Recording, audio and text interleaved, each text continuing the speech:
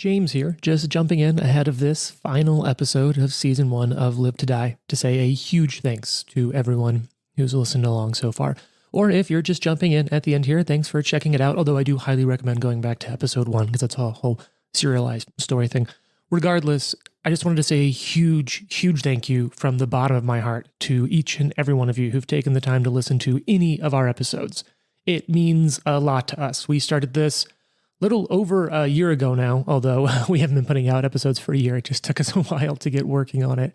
And it's been awesome. This whole journey has been wonderful for us. It's been a lot of learning and a little difficult at times. And it's been so much fun to get to spend time with these 4 players at the table and to play this amazing story and this game that we love so much, and to just spend the time together making something that we like, which just feels really wonderful.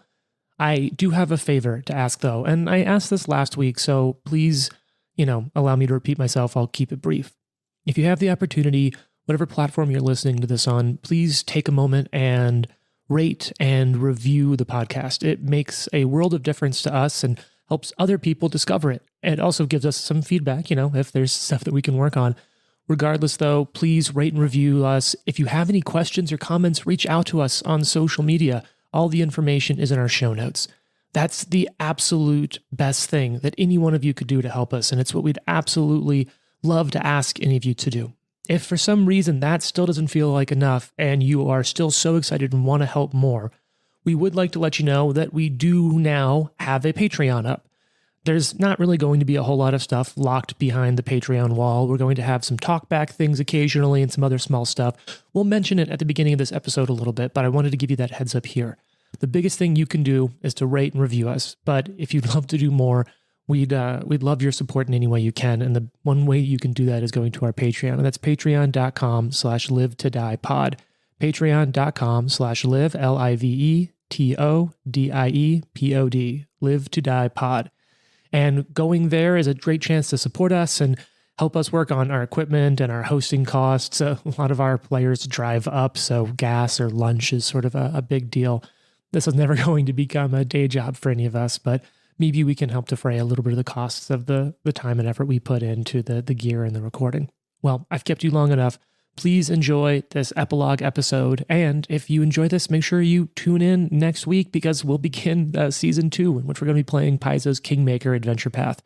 We've got a few episodes recorded, and I can tell you that they are a hoot. So regardless of what you do or don't do, thanks for taking the time to listen to this. Thanks for checking out the episode. You mean so much to us as fans and listeners. Enjoy.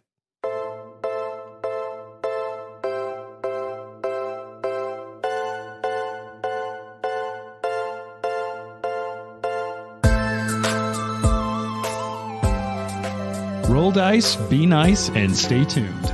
This is the Live to Die podcast.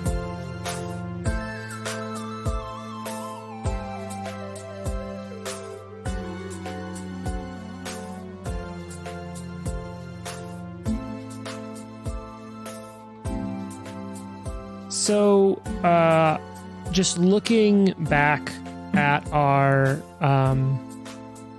predictions, who had wins the fight in 5 rounds? Not at all. With no deaths. I don't think the worm had that.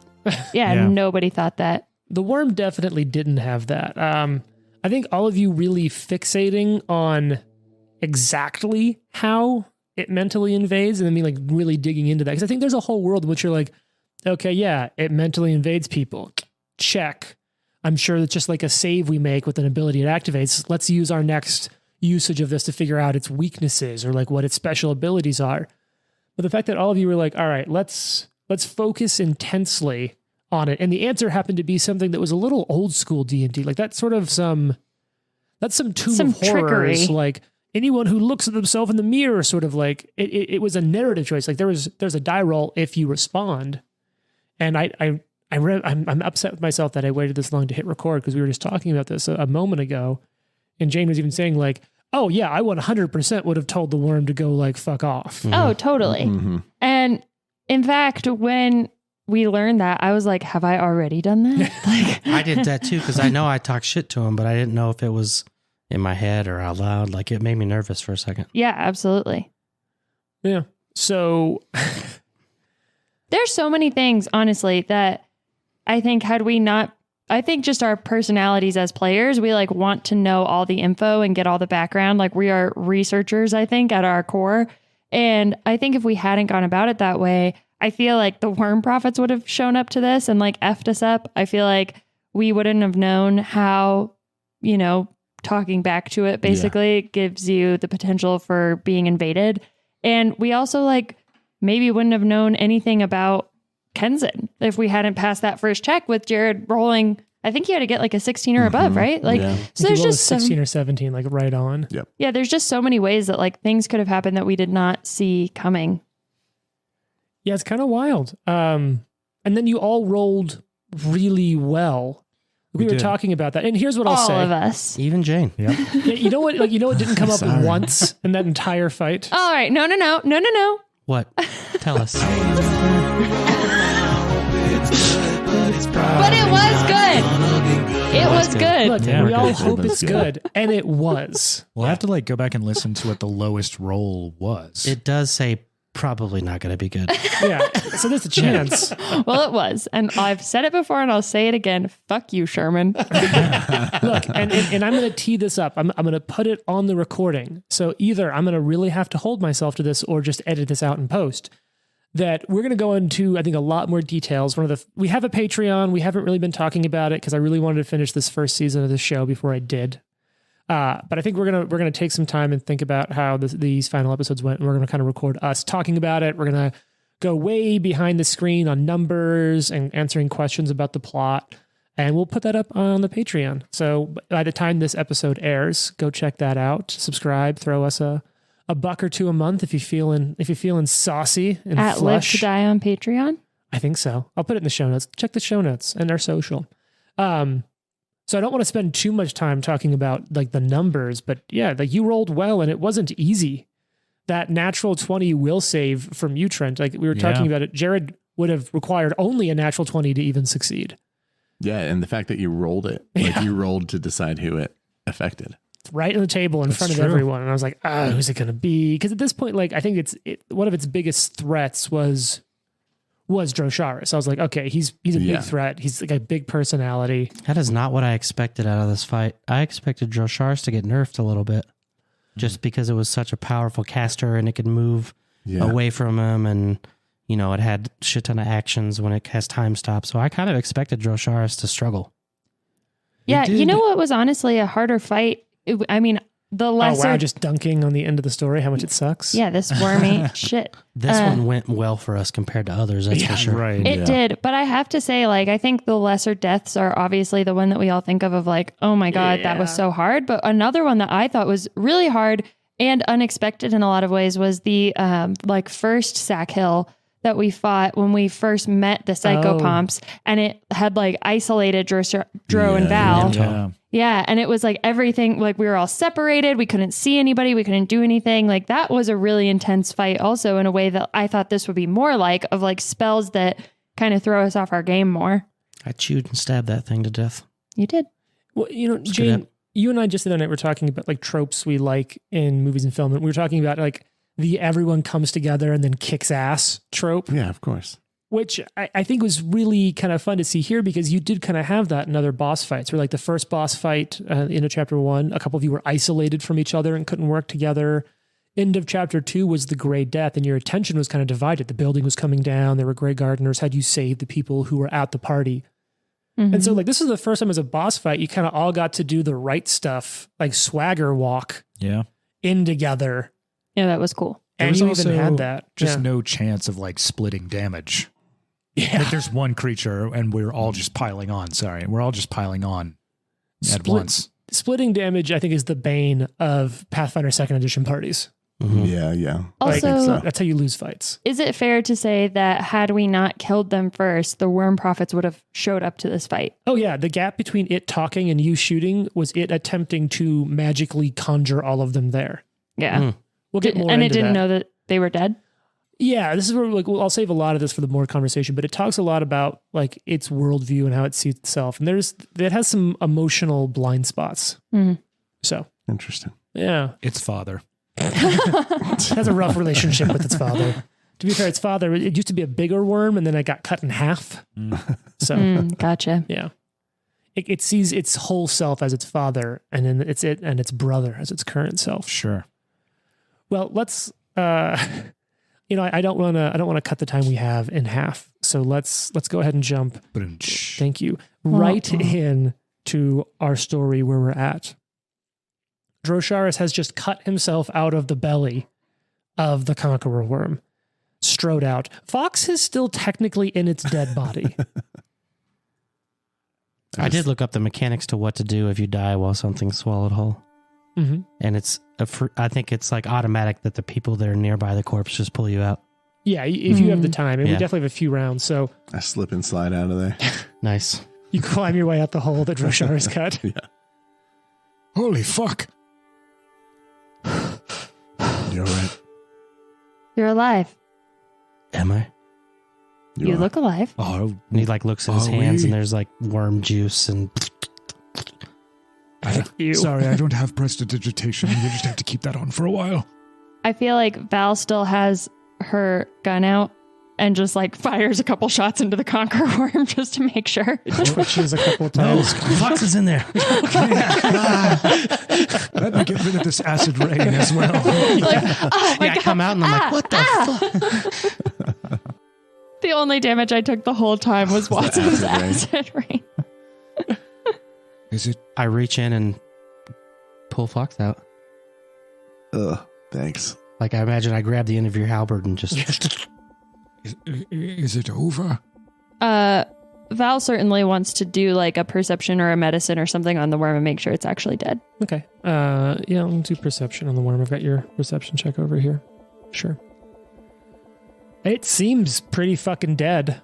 Can I... The only thing you don't know is if it may have somehow mentally infected someone between your touch point yesterday and today. Right. You know, Kenzin was on that list, but he's a soul in the bone lands right now. So, Can I detect magic in here? oh yeah. So There's a giant pit. and interestingly And a bunch enough, of flat screen TVs on the east wall. those are gone. Those of you who are outside of it, the second the worm died, those projections vanished. Okay. Yikes. And we could see kind of all the while a gray death rampaging around killing people. Yes, specifically in the town of Halvin, about 100 plus miles away. I think Val would say that. She would be like, that's Halvin. That's a town. It's 100 miles from here. Oh, that really sucks for them. It's hardcore. Do we go? Can we go? I can't go. we'd never get there before. Wouldn't make it in time. I could try to send a message. Yeah, you would know that basically anyone who isn't high enough level dies within 24 seconds.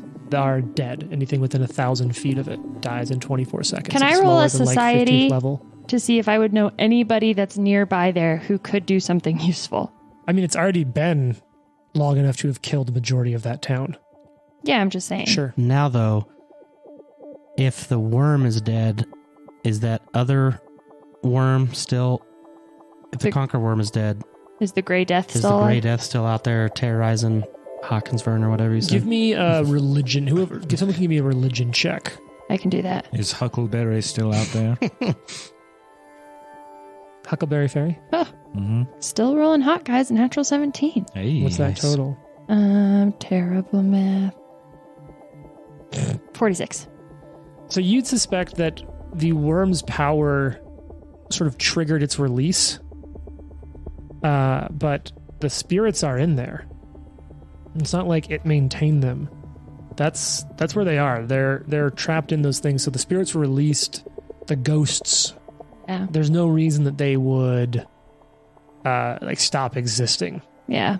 I would say the gardeners have already done their damage. They already trapped all the souls in there that have created this monster.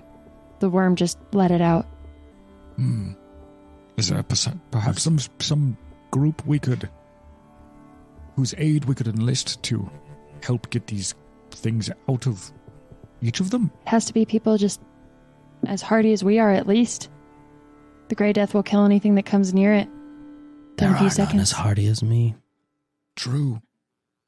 Can we reach your Eagle Knights, Fox? We just need a fleet of vampires. Perhaps, but is the city coastal?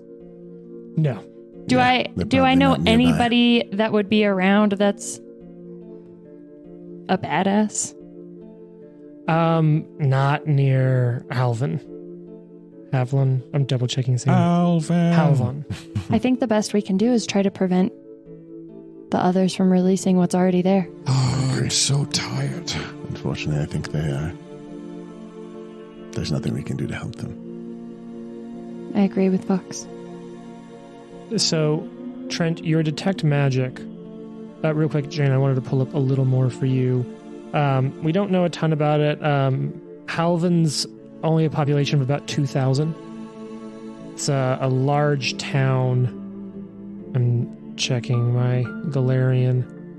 It's on sort of like mid-northern Galt. Not too far south from the southeast corner of the River Kingdoms, actually. Kind of off on its own. There's not a whole lot to it. It's just north of the Borewood, sort of isolated.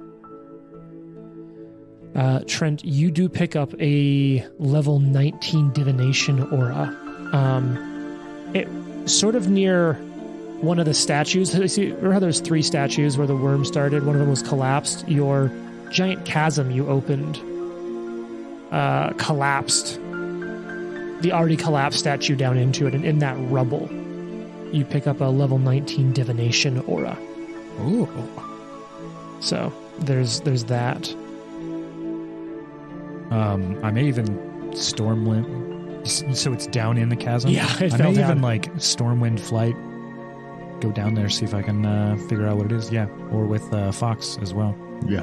You're going to flop down with Watson just so he's not on his own? For the record, if the worm, which I mean, it's a worm, it could probably chase me anyway, but if it came down to all of you getting swallowed by the worm and I was by myself, my plan was to just jump into the chasm and then try to use the Earthglide cloak to just run through the chasm walls. You may have died. It was 40 feet deep. Pretty deep. But I was like, at that point, I'd rather do that than get swallowed by the Conqueror fair worm. enough.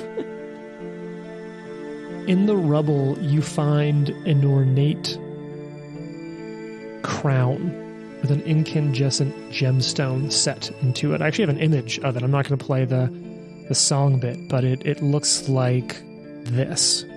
You want to take a shot at describing that? Nothing to see down here. It's a crown, but it's not Absolutely like nothing. the pointy kind.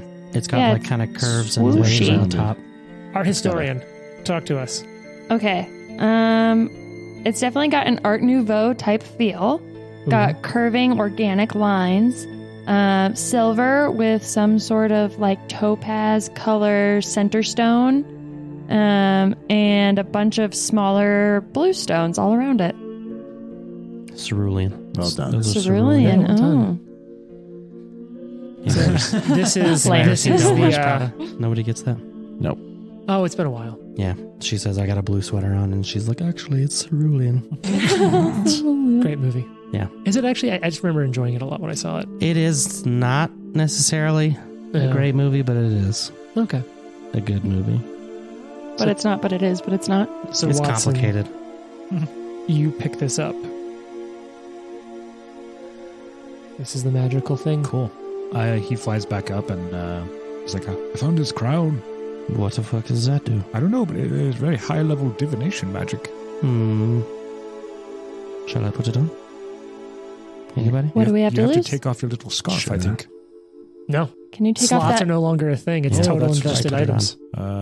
Can you take off that I'll put it terrifying on. bandana? She puts it on. Watson, it settles down onto your head. You feel its cold metal touch against your balding pate. and you die instantly. That has no instant effect. You're the king of gold. Look, I have a crown. Doo-doo-doo. But if you do want to try to, figure out some magical shit Yeah, on it, yeah. What's your nature bonus? Nature is 33. Okay. Yeah, so you actually are able to kind of piece this together a little bit.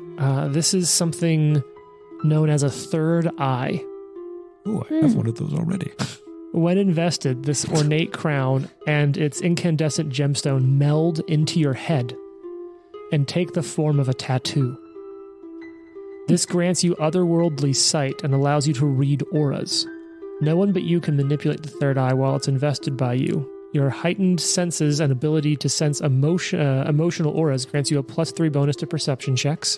Whoa, okay. You continuously see magic auras as a 9th level detect magic spell, except you see the location of all auras within 30 feet, not just the strongest. If you use a seek action to study a creature you can see, you can perceive an aura that conveys knowledge of the creature's health, including all of their conditions and afflictions, and an approximate percentage of its remaining hit points. So this has already been part of me now? Is So what you have to said? invest it. Oh. And you can always choose to take it off. And finally, once per day, for 2 actions, you gain the effects of an 8th level true seeing spell. Ooh. Wow. He would take it off and give it to Val and be like, I think you could really use this. Sir. Might He help doesn't with really your tell her what it does. though. recall Okay. knowledge checks. I'll still kill you. Not if I kill you This first. will help you see the intentions of people better. Oh, I love that. I have to say, I'm really glad none of us died. I can't believe that none of us Yeah, died. how did that happen? Yes. You kind of kicked its ass. I'm not going to lie. Perhaps You guys got swallowed. it was We did. our destiny. I guess it wasn't our day. We better contact you know who. Perhaps we had some divine intervention. Perhaps. Although I do think that we should check in on that situation before we consider ourselves fully in victory. Well, I want to search this room first. Kind of want Yes. to pee on it. Also, Do Watson that. wants to pee on it. Val wants to He's reconstruct. old, so it'll be just like spurts, but it'll be over I soon. know. Like dust. Oh my god. I'm so glad this is over. There's another season. But don't worry. Watson can see through fog. He does throw up some fog real quick so no one can watch him pee, and then he disperses it. Can I do a reconstruct the scene, please? Oh no! Yeah, so it looks was me. like- I peed on it. Looks like Droshar has cut his way out. No, I mean of the Yeah. room. It lets The me worm know has like spent- what's been going on for the last For 24 the last hours. 24 hours, the worm has spent working on its magical ritual to try to connect and unleash all of the final blades. Why does it want to do this? What was to gain by unleashing these gray deaths to just kill so many people? Why was it so obsessed with Galt? Immortality. Do you think And it's being total fueled domination. by all this death, or do you think it just hates this country? I think it's an evil god. Is it a god? It said it was. Not I've never anymore. heard of it. Well, It's my not god makes it a point to kill those that are not, but think they are. It's not a god anymore, that's for sure. Mhm. Speaking of, I probably have some communing to do at some point about all of that. All right, then I'm going to look for treasure. I'm going to start searching these things over here. So you start checking at the shrines of the 3 gods. Watson, while you're pissing or, aerosolizing, Spurting. Okay. Just give me a minute. Might take a little bit. so you're looking around the room trying to find something to distract yourself. And you notice the room you're standing in with the body of the worm. Several large tables are standing against the walls of the room, and you can actually see something kind of unique underneath these tables, some sort of like a bench level, almost shelf underneath the tables. You see several flat sheets of sharpened metal. Each of them almost as big as the tables. Whoa. Guillotine blades. Oh, right. Is this That's the working? tables over there? Yeah, Under it's the room okay. where the worm was when you killed it, Yeah. over on the South side. south side of the room. And so obviously they're not like intrinsically magical. You could look at them a little more and find out. You're not, if you're detecting magic, Right. they aren't. But if you're detecting magic and looking around the room, you do see that there's all sorts of components in here and notes. sort of bits of information scrawled on chalk in the wall and parchments on the table with things written on them. I'm probably not smart enough to know what all this says, but... Can I do an occult check? Oh, actually over there looting the shrines. Oh, that's right.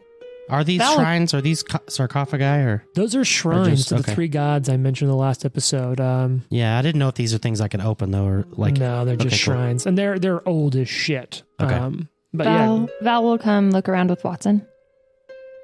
do you know Watson, to come or- what's in here? I don't know, there's some blades. There's Final blades? Some writing, some components of some sort. Can I do a cult or Sure. Go ahead is it roll. what type of thing? Like, what does this all look like? You go ahead and roll a cult. You said that. Okie Let's dokie. try that. I don't know what my occult minus is. That's some terrible math. 39. You see that this is materials, 25,000 gold worth of rare oils, onyx gems, reagents set up here, along with some notes on. Now, they're missing notes, but a lot of notes on the creation of final blades. How long are you willing to spend kind of looking through this and analyzing it? I mean, that combat went really fast. So I would say I'm happy to spend like a couple hours in here if we need to. While you're looking through that, what's everyone else get up to for a couple hours? Joe, are you being like a couple hours with the thorough looking through the room or? I'm going over it. Droz likes to gather knowledge like that hasn't Yeah. stopped. So he's over there looking at these shrines and gathering whatever he can gather. Yeah, I think Fox is helping Droke.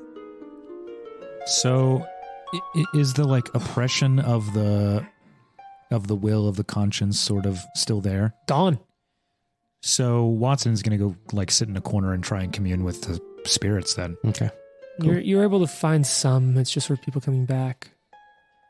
I mentioned all of you sort of wrap up what you're doing while Val is still sort of fervently in these notes and materials. Yeah, I think so. Mm-hmm.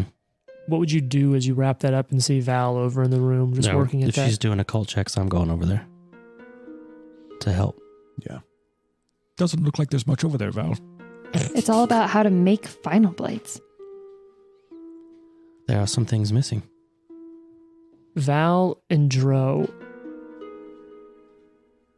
you two think you are understanding more about how final blades work as you research through this. And if you're willing to stay here, maybe even through the night, or at least the next several hours, you think you could figure out how to destroy them. Cool. I would say there's no reason not to stay down here. If the oppression's gone, the worm's dead, we might even benefit from staying down here to make sure that nothing comes back. Yeah, I think so too. And although I would say the only thing we need to make sure of is that Kenzen hasn't reawoken as some sort of worm, that the plan worked, but Well, and the city of Haviland's been destroyed. it's so far away. Like you've We told don't us there's know nothing those we can people. do about that. Yeah. I didn't tell you there's nothing you can do about it. I just told you it's very far away. But it's definitely been a few hours now. So I would like to stay and figure out how these work, how Yeah. to stop them. I think we've Watson. come to the agreement that the best thing we can do is try to destroy the other final blades. Fox and Watson, what do Yeah. you two do? I'm very old, but I suppose we can try this. If you need to take a nap, we've got this. Oh, perfect.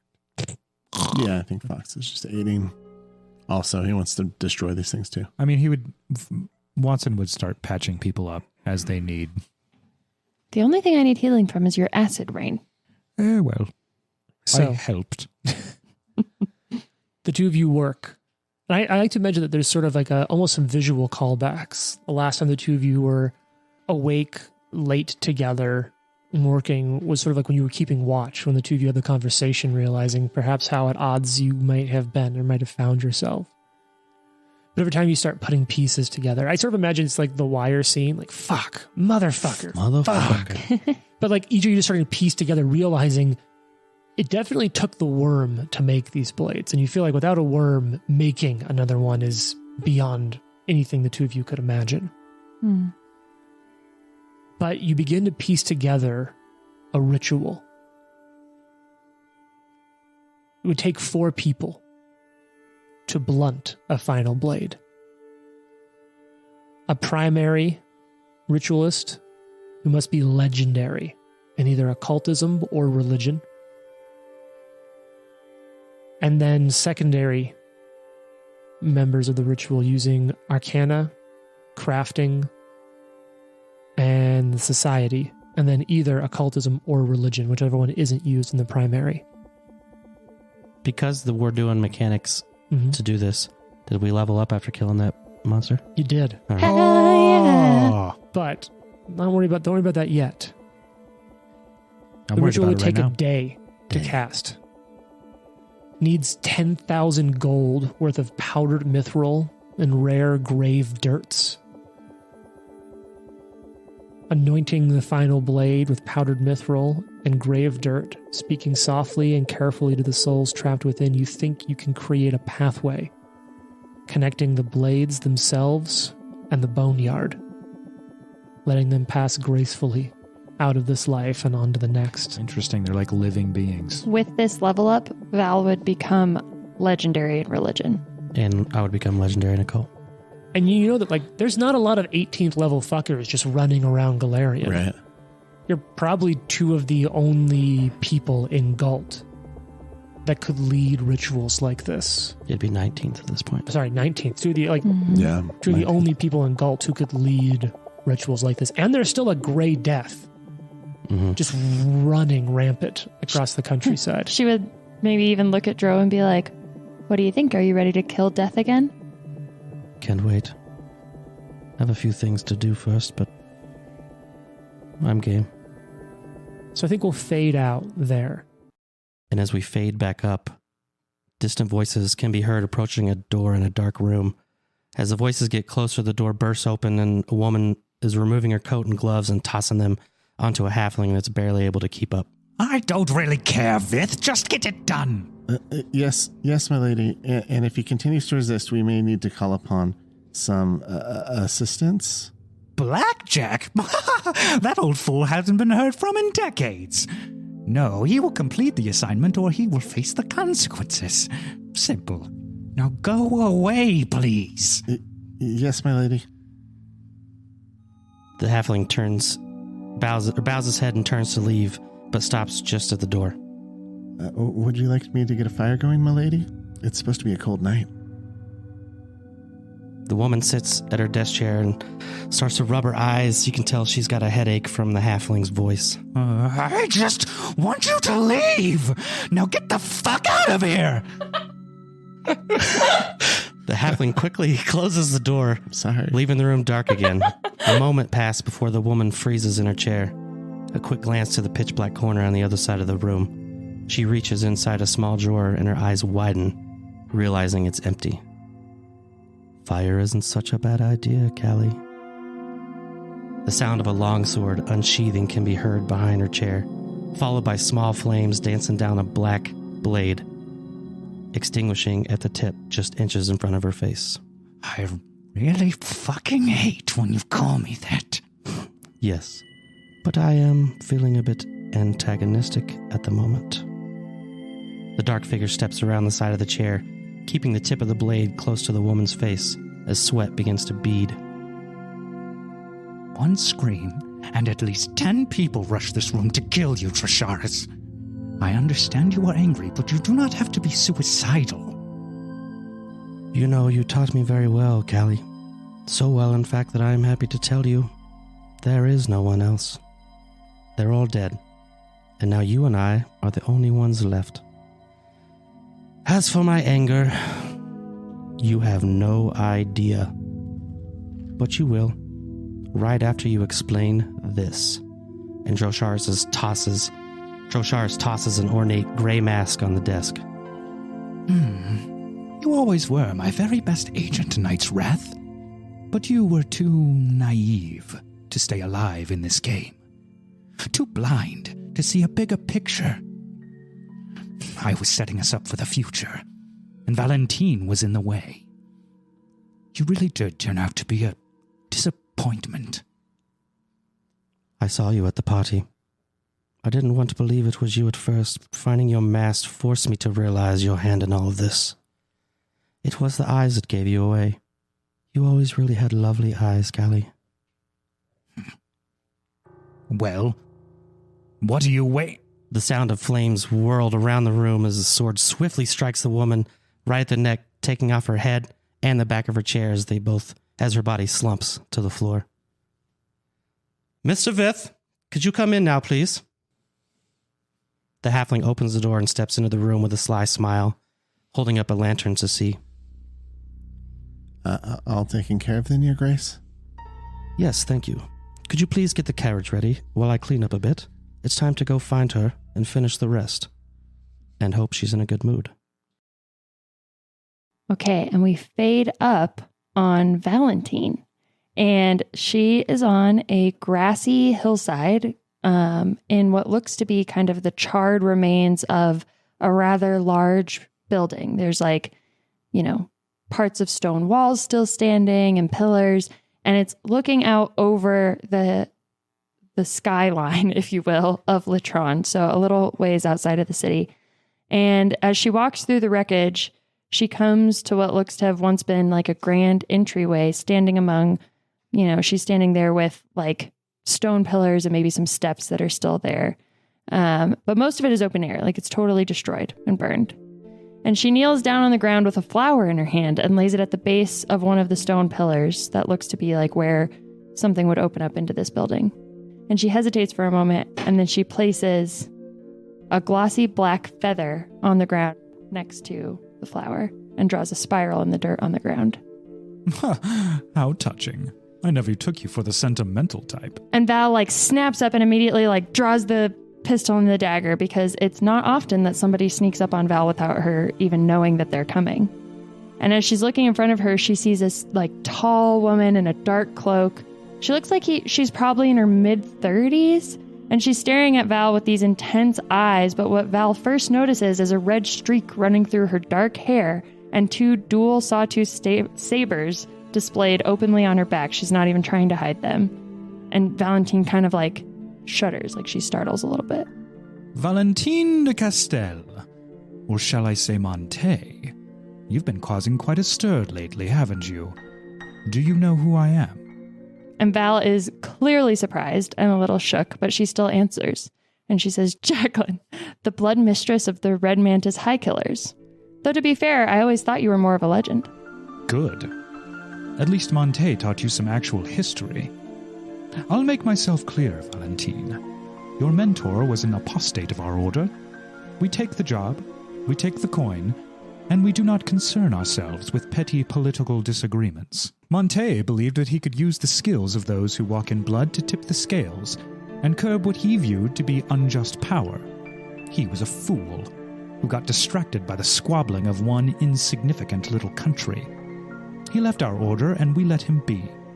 But don't think I haven't kept my eye on his little pet projects. You've never posed much of a concern to us, but when you start picking fights with the demigods, well, I'm bound to take notice. And Val has her pistol still directed at Jacqueline, but she knows that if it came to her needing it, it wouldn't matter anyway. But still, she cocks an eyebrow and she says, in my defense, the demigods started it. You've embarked on quite a game with the gods. You pretend to worship Callistria, while truly worshipping our god Chekek. And yet, are you sure that chain around your neck should not actually become a spiral? Who are you, Valentine? A mantis or a spider? A use or a threat? And Valentine is just quiet and waiting and looking around and trying to take in everything she can about what might happen next. You've become quite powerful. You can deduce weakness among your enemies in a way others cannot.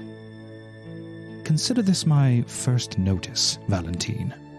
I will be in touch. But there is something you need to attend to first. And Valentine glances over Jacqueline's shoulder just then, just in time to see a dark carriage pull up in the distance. and by the time she looks back, Jacqueline is gone. Valentine looks once more kind of back at the remains of her old home where she grew up and was raised and learned everything that she learned. And by the time she turns back around, she knows who will be there already. Good afternoon, Lady Valentine. Lord Orwin requests a moment to speak with you. Val rolls her eyes so far into the back of her head and starts walking towards the carriage and opens the door. Lord Orwin. Good afternoon, Lady Valentine. Blackout. Whoa. We can fade up on the Mind Spin Mountains. Really quick, before we do that, I would just like to say Trenton gets a retroactive patch for that incredible voice acting. Kingmaker patch. Well done. No, 10 of 10, buddy. I think Trenton's going to get one of the very last gray death patches. That's the Yes. Darth Maul over. I just love silly voices. We just sprung those both on him right now. He was supposed to be Vith originally. I do love Jared, the continuity of Jared being Vith. I do choose that. Jared, you're going to be Epilogue. Vith serving now. different Oh, yeah. people in every Yeah. game we ever play from now on. Deal. Vith is a shady assassin halfling, so have fun with that. Cool. So All right, continue. we fade up on what you would think would be a cold, snowy region deep in the Mind Spin Mountains, but it's actually very calm, spring-like. And a obviously very old Watson Himmelgale is caning his way with his staff up through a tiny little village. And he walks through the center of town and sort of nods to people. And you even catch some eyes sort of like glancing at him like, no way. No way he's here right now. And as he walks through, he manages to find a tiny little graveyard. And there's a little bench. He just sits down. Maybe a little sprite kind of hops up on his knee, sits down, looks up at him. Hello, Father. I'm sorry I never got to come before this. And I'm sorry we left on such terrible conditions, but I can tell you I have lived a long life. So much good and so much bad. But I think you would be proud of me. At least I hope so. No, it was hard when Mom died. And I was so angry at you. But you were right. There is a lot of bad things in the world. But I was also right. It's not all bad, Dad. So much good. There is so much good here. So allow me to start at the beginning, after I left. Let's see, that was back in 4606. I was about... Bro, I'm choked up. That was fucking awesome. That was good. And then camera fades up again. And Fox is standing on a second floor balcony overlooking the sea. In a really nice, beautiful home. He watches the waves in silence as the sun dips below the horizon. He's lost in thought. His mind travels through the events of the last weeks in Latron. Flashes of faces and events that he has a hard time remembering after coming face to face with the Conqueror Worm. His muscles tense as he relives the final battle in his mind and the success of vanquishing the worm and sees the faces of his companions. He stares wordlessly at the tide as the tide begins to rise and the sky grows darker. And from behind him, a voice just says, "You okay?" It's a feminine voice. And joining him on the balcony is a familiar auburn-haired woman, Nicoletta de Mercy. Ooh. It's getting dark. Valen, without looking back, replies, "Yes, I'm fine, just thinking." Puts on a small smile and turns to her. She says, "Okay. Just let me know when you come back inside. Someone wants to say goodnight." Nicoletta disappears back into the house.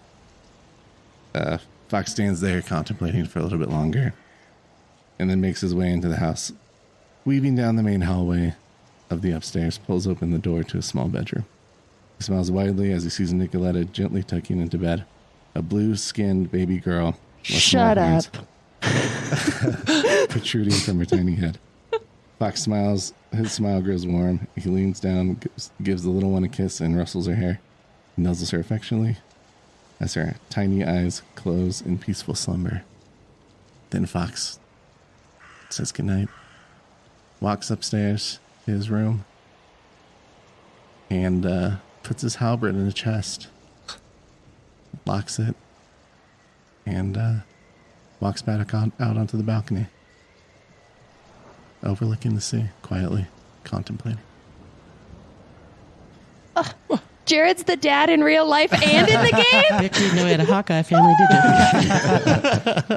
I like that he puts it away in the gun safe. He's like, He's like, all right. Sure she doesn't get her hands on this?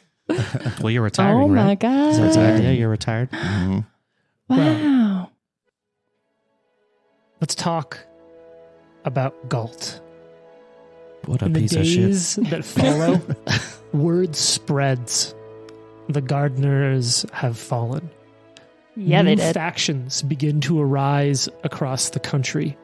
The unmaskers working to find what's left of the gardeners and bring them to justice. Conversations among chaotic courts and chambers. Camilla Dranak at the head of all of it, attempting to keep some level of civility and order in the countryside. Firebrands, revolutionaries from inside of and outside of Galt work everywhere they can to bring together the final blades, to take the ritual taught to them. It's been shared through occult circles and traditions to bring an end to these. There still are some that are unaccounted for. Razor Jenny, the guillotine that once sat at the center of Torvin Academy in the Galton city of Edme, it's been missing.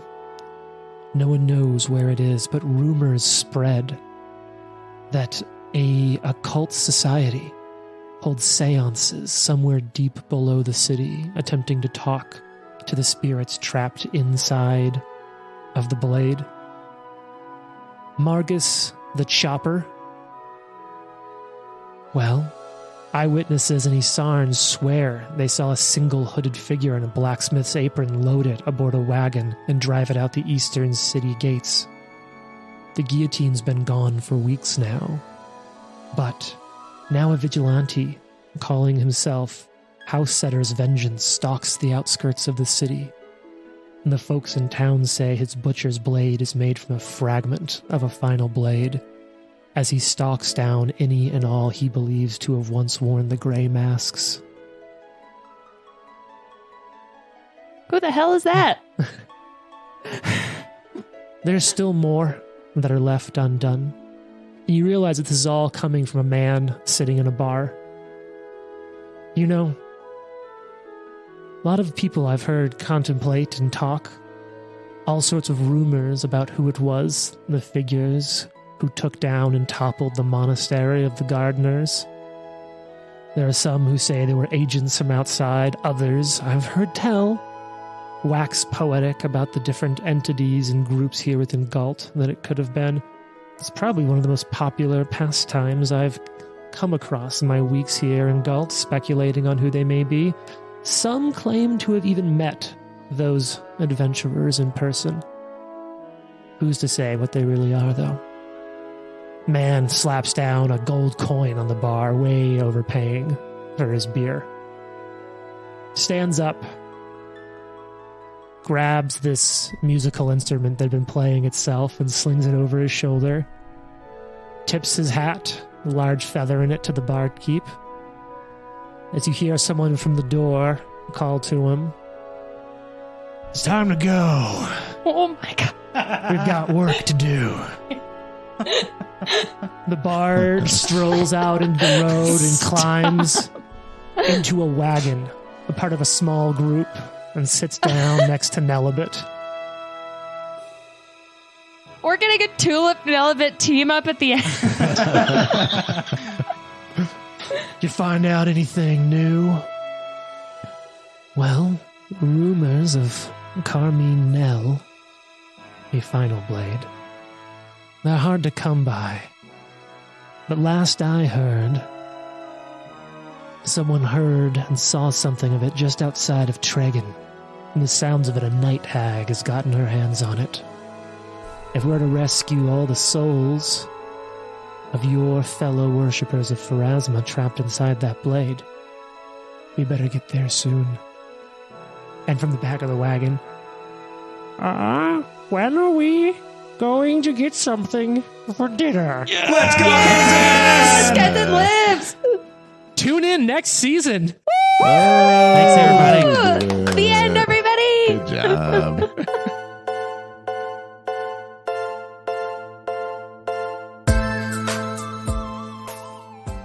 The Live to Die podcast is a production of Live to Die Gaming. Follow us on social media at Live to Die Pod. Leave a review and tune in next week for more. If you like the amazing background audio and music, all that credit goes to Syrinscape. Make sure you check them out at Syrinscape.com.